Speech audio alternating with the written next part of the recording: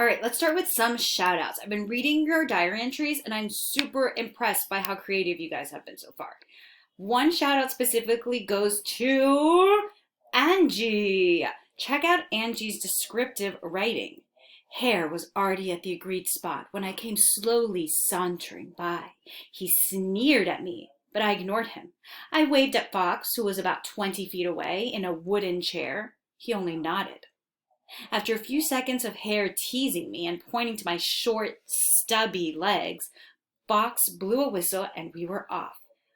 Whoa, Angie, check out those details. Slowly sauntering, a wooden chair, short, stubby legs. Whoa, go, Angie.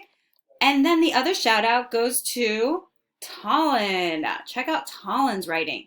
Okay, it all started when I was walking in the market and this short and young hare comes up to me.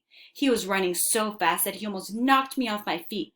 I was so mad that he did this, I tried to run after him, but he was so fast. He said to me, "You're slow. Even Bobby the snail could beat you at a race." And at that point, I could not take it anymore, and I challenged him to a race. I was destined to lose, but I was an optimist, and I thought I had a chance.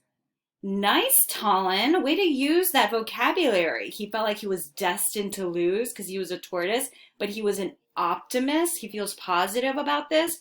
Wow, awesome job, guys. So I want you to think of one thing that you noticed in Angie and Talon's writing that you think that they deserve a shout out for.